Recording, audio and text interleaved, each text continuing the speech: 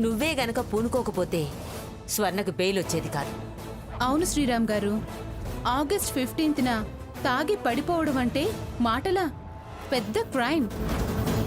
చాలవే, జెండా వందనం టైంలో నాకు జరిగిన అవమానానికి విషం తాగాలనిపించింది. అది ఇంకా నేరం. ఆత్మహత్య ప్రయత్నం కింద అరెస్ట్ అయ్యేవారు. అప్పుడైనా విడిపించేవాణ్ణే. ఈ శ్రీరామ్కి లాతో ఎలా ఆడుకోవాలో బాగా తెలుసు. నిజంగా మీకు అంత కెపాసిటీ ఉంటే ఈ క్షణం నుంచి మిమ్మల్ని పర్సనల్ లాయర్గా అపాయింట్ చేస్తున్నాను. నేను చెప్పింది చెయ్యాలి. శభాష్ స్వర్ణ, శ్రీరామ్ ఏం కావాలన్నా చేయగలడు. నిన్ను ఎక్కడికో తీసుకెళ్లి అంతెత్తులో కూర్చోబెడతాడు. వారు నన్నేం చెయ్యక్కర్లేదు. నాకింత అవమానం జరగడానికి కారణమైన ఆ సీత మీద యాక్షన్ తీసుకోవాలి. సీతకు మద్దతు చేసి నన్ను ఇన్సల్ట్ చేసిన ఆ వర్కర్స్ పని పట్టాలి. అంటే జెండా వందనంలో జరిగిన అవమానానికి కేసు పెడతానంటావా? అంత చిన్న ఆలోచనలు నేనెందుకు చేస్తాను? ఆ సీత పొగరు దించడానికే నాకు శ్రీరామ్ గారి సపోర్ట్ కావాలి. రోడ్డున పడినా అదింకా తలెత్తుకుని తిరుగుతుందంటే దాని చేతిలో దాని హెర్బల్ ప్రొడక్ట్స్ ప్రొడక్షన్ మార్కెట్లో ఉండడం వల్లే. ఆ అండ చూసుకునే మొత్తం ఫ్యామిలీ కట్టుకొని దాని వెనక పడ్డారు. సీతను దాని ప్రోడక్ట్స్ దానికి కాకుండా చేసి దెబ్బ కొట్టగలిగితే తప్ప లొంగదీలేం. సీత మన గుప్పెట్లోకి రావాలంటే అదొక్కటే దారి. మీరేం చేస్తారో ఎలా చేస్తారో సీత వ్యాపారంలో ముందుకు వెళ్ళకూడదు. వెళ్ళదు. మీకు కావాల్సింది మీరు చెప్పారుగా, నేను చేయాల్సింది నేను చేస్తాను.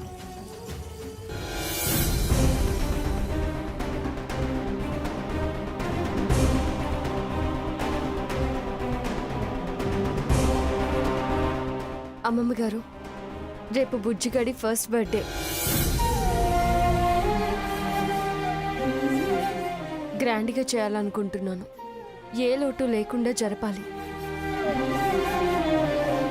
మనం ఆ ఇల్లు వదిలి రావటమే పెద్ద లోటు. అక్కడ జరపాల్సిన పుట్టినరోజు ఇక్కడ చేద్దామంటున్నావు.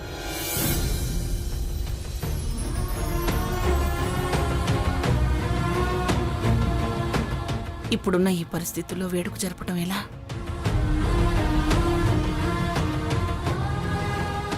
అసలు ఈ విషయం మాకు గుర్తే లేదు. అయినా అక్కడ ఇక్కడ ఏంటమ్మమ్మ గారు, మనం అందరం ఇక్కడే ఉన్నాం కదా. వాడి అమ్మే వాడిని వద్దనుకుంది. అది లోటేగా వదినా.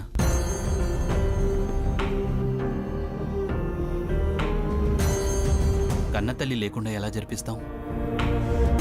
అమ్మమ్ముంది, నానమ్ముంది, తాతమ్ముంది.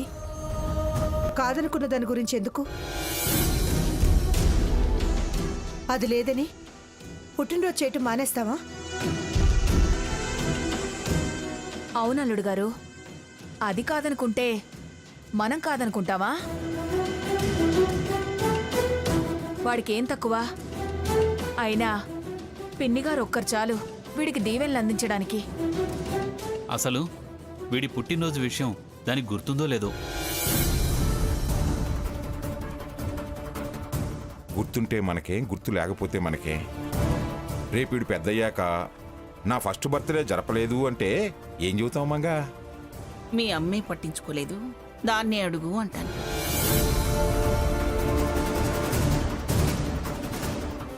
అవన్నీ ఎందుకమ్మా? అమ్మ సీత, మనం జరిపిద్దాం. ఏం కావాలో ఏమేం తేవాలో నువ్వు చెప్పు. అలాగే నాన్న. సీత, సీత, ఏంటి రఘు, ఎందుకంత కంగారుగా ఉన్నావు? ఆ స్వర్ణ భాగీరథి చాలా దారుణమైన పని చేశారు. ఏం చేశారు? అమ్మమ్మ హెర్బల్ ఫార్మా అకౌంట్స్ సీజ్ చేయించారు.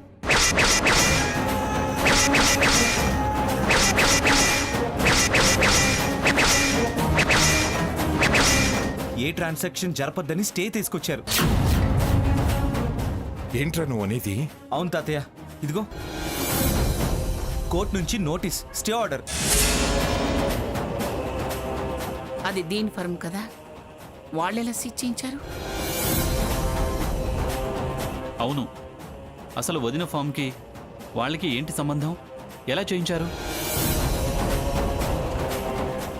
Sita Manga pharma executive chairman హోదాలో అకౌంట్స్ మార్చి ఫండ్స్ ఆ ఫర్మ్కి ట్రాన్స్ఫర్ చేసిందని, ఆ కంపెనీ లాస్కు తనే కారణమని, వాళ్ళ డిస్ట్రిబ్యూటర్స్ని అటు మళ్లించిందని ఏవేవో రీజన్స్ చెప్పి అవన్నీ క్లారిఫై అయ్యేదాకా ఎలాంటి ట్రాన్సాక్షన్స్ జరపరాదని ఆర్డర్ తెచ్చారు.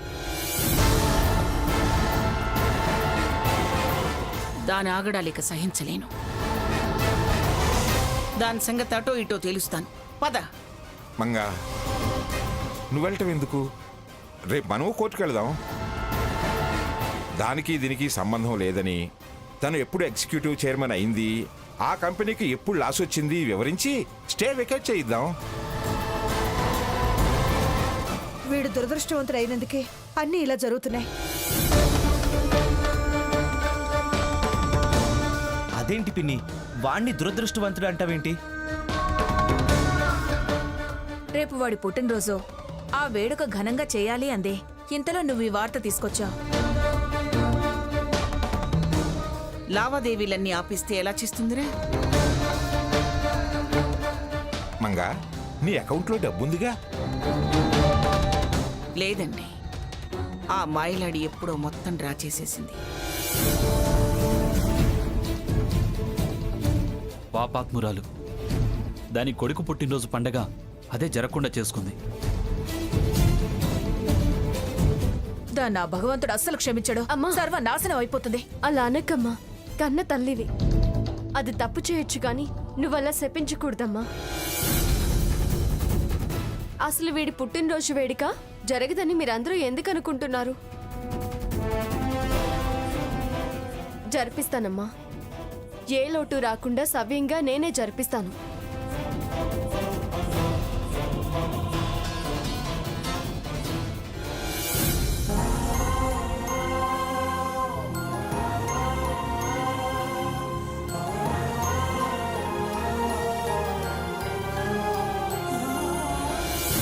శెట్టి గారు, అమ్మా, వీటిని తాకట్టు పెట్టుకొని ఒక 15,000 ఇవ్వండి. నేను ఒక 1 monthలో మళ్ళీ విడిపించుకుంటాను. సరే అమ్మా.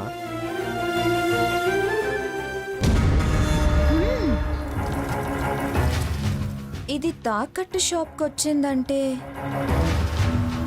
ఏదో చేస్తున్నట్టుంది. ఇది ఏం చేస్తుందో చూద్దాం. ఇదిగో అమ్మా. చాలా థ్యాంక్స్ అండి. మంచిదమ్మా.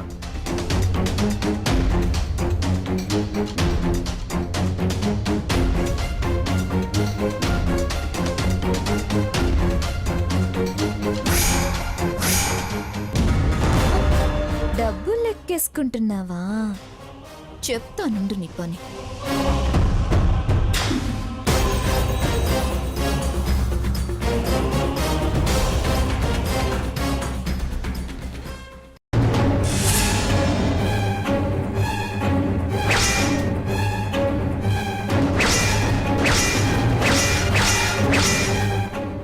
స్వర్ణ, మర్యాదగా డబ్బులు ఇచ్చే.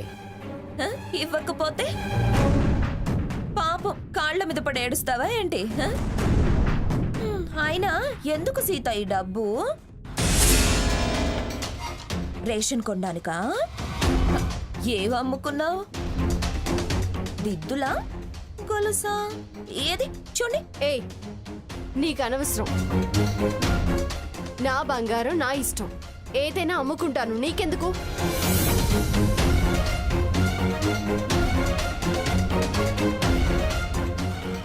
నోరు అనవసరంగా పారేసుకోకు.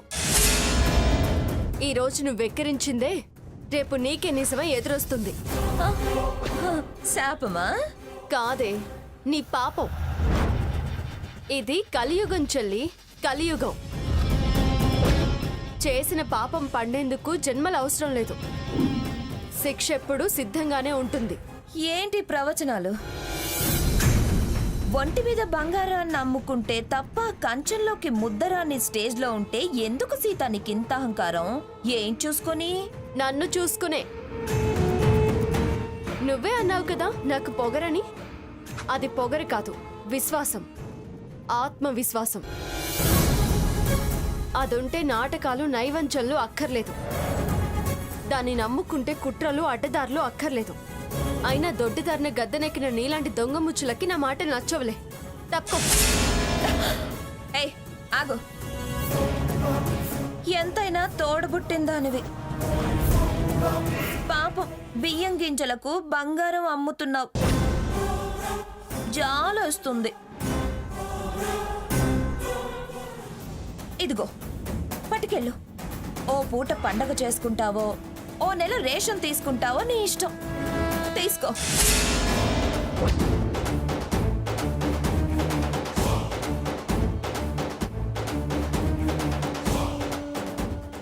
ఇది నీకు ఖర్చుకి పనికొచ్చే కాగితంలా కనిపించి కన్ను మిన్ను కానక విసిరేశావే పిచ్చిదానా. లోకాల్ని కాచే ఆ చల్లని తల్లి విశ్వరూపమే ఈ కాగితాలు అని తెలియదు నీకు. తెలుసుకుంటావు. ఇది విసిరేసినందుకు అలమటించే రోజు నీకంటూ వస్తుంది. ఆ రోజు అమ్మమ్మ గారితో నువ్వు విసిరేసిన ఈ డబ్బే నీకు దానంగా ఇప్పిస్తాను. వస్తాను. ఎలా? ఏది అను?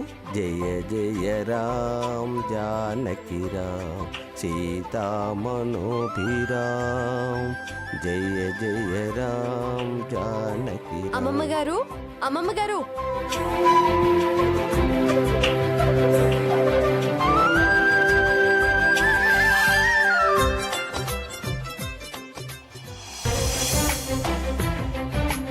తాతయ్య గారు, అమ్మమ్మ గారు ఎక్కడా? తను తలనొప్పిని పడుకుందమ్మా. ముందుది ఎలా ఉందో చెప్పండి. ముందుగా వాణ్ణి పెద్దవారైన అమ్మమ్మ గారు మీరు అక్షింతలు వేసి దీవించాలి తాతయ్య గారు. నీ సెలక్షన్ కేన్ సీత, బ్రహ్మాండంగా ఉంటుంది. సాయంత్రం ఫంక్షన్లో వేస్తే బాగుంటుందని ఈ కృష్ణుడి గెటప్ కూడా తీసుకొచ్చాను తాతయ్య గారు.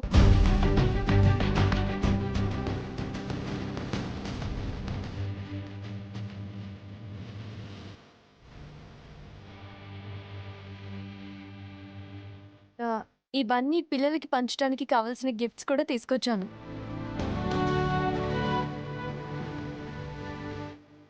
సాకేత్, మీరు ఎంత డీసెంట్గా డెకరేట్ చేస్తారో చేయండి. ఫంక్షన్ మాత్రం చాలా బ్యూటిఫుల్గా జరగాలి. అమ్మా, పాయసం మాత్రం అదిరిపోవాలి. బుజ్జిగాడు బొజ్జు నిండా తినాలి.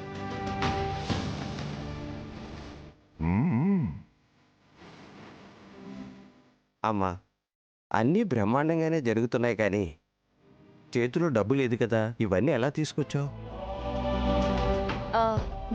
నాకు తెలిసిన షాప్లో అప్పు తీసుకొచ్చాను నాన్న.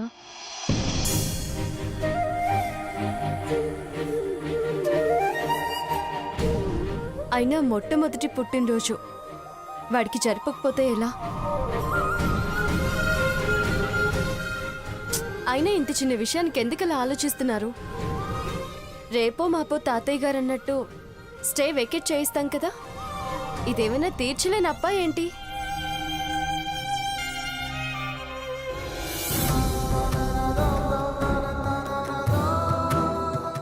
సీత, నువ్వు అబద్ధాలు ఆడడం మొదలు పెట్టావా? అబద్ధమా? నేనేం అబద్ధాలు ఆడాను అత్తయ్య గారు. ఈ డ్రెస్సెస్ ఇవన్నీ అప్పుగా తెచ్చానన్నవే అది. నువ్వేం చేసి సామాన్లు తెచ్చావో నీ బోస్ చేతులు చెప్తున్నాయి.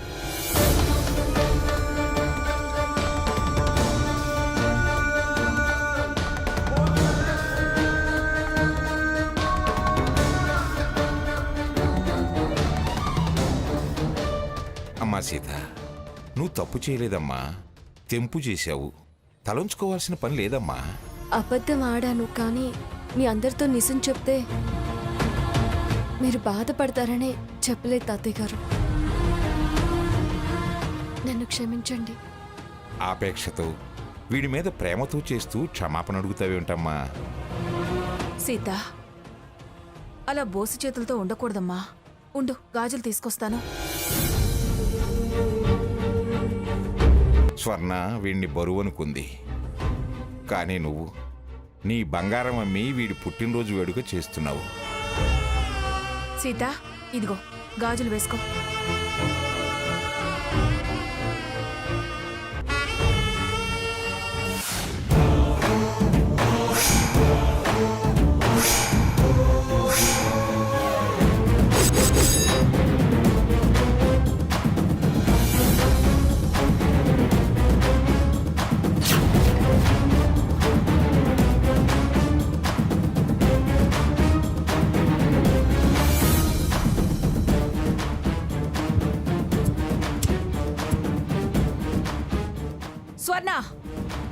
ఏంటా అరుపు? కాలింగ్ బెల్ లేదా? కాల్ చేసి వచ్చేందుకు ఫోన్ లేదా? ఉండాల్సినవన్నీ ఉన్నాయే, నీకు బుద్ధి తప్ప. తల్లినొచ్చాను, లోపలికి రమ్మనవా? నువ్వు తల్లిలో వచ్చావా? కేకలు పెడుతూ యుద్ధ శిబిరంలోకి వచ్చినట్టు వచ్చావు. అయినా ఇంత హఠాత్తుగా ఊడిపడ్డావే? అక్కడిచ్చిన డబ్బులు చాలేదని మరింత ముష్టికి పంపిందా నీ సీతా మహాలక్ష్మి? సీతకు నువ్వు డబ్బిచ్చావా? ఎప్పుడే? ఎక్కడే? ఏ ఆవిడ చెప్పలేదా? నువ్వు చెప్పొచ్చుగా. అయినా ఇచ్చింది నిజమైతే ఈ పాటికి నువ్వు చెప్పేదానివి. ఒట్టి అబద్ధాలు కోరువి. అబద్ధాలేం కాదు. ఇందాక సీత మార్వడి దగ్గర నగ తాకట్టు పెట్టినప్పుడు ఇచ్చానో లేదో వెళ్ళి తనని అడుగు. నేను సరే అబద్ధాల కోర్ని. ఆ సీతా మహాలక్ష్మి సత్య మహాలక్ష్మి కదా, నిజం అక్కడ తెలుసుకో. వెళ్ళు.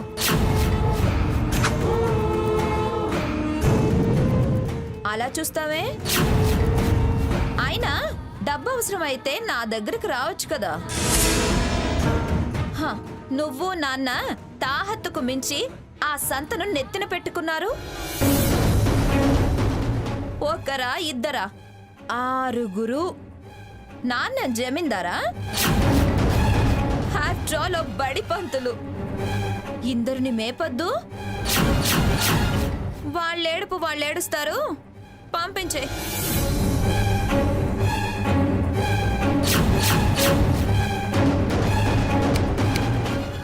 ఏంటా చూపు? చెప్పింది అర్థమైందా? ఇదిగో సావిత్రిదేవి, బాగా రాసులు పోసుకున్న కూతురుంది, అడిగినప్పుడల్లా ఇస్తుంది అన్న గుడ్డి నమ్మకం నా మీద ఉందేమో. తుడిచిపెట్టు. వెనక్కి తిరిగి వచ్చిన దారినే వెళ్ళు. డబ్బు కోసం వచ్చావేమో. ఆ దిక్కుమల్ల గుంపును మేపేందుకు నేను పైసా కూడా ఇవ్వను. పో, వెళ్ళిపో. పో, వెళ్ళిపో.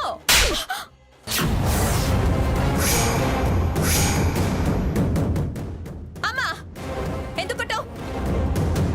నీకు అమ్మనైనందుకు ఇంకొకటి బాకీ ఉందే. అది నువ్వు సీతకి చెల్లెలవైనందుకు. అమ్మా, ఆపు. అసలేంటి నీ ఉద్దేశం? నా ఇంటికొచ్చి నన్నే కొడతావా? అసలు నువ్వు అమ్మవేనా? అమ్మనేనే. నీలాంటి కుళ్ళు మూతని పొగరు మూతని కన్న పాపిష్టి తల్లిని. ఒసే స్వర్ణ, అమ్మవా అని అంత సాగదీసి అడిగావే. అమ్మంటే నీకు అర్థం తెలుసా? అమ్మ స్థానం విలువ తెలుసా? అమ్మ ప్రేమ తీపి తెలుసా? నీకెక్కడ తెలుస్తుందే?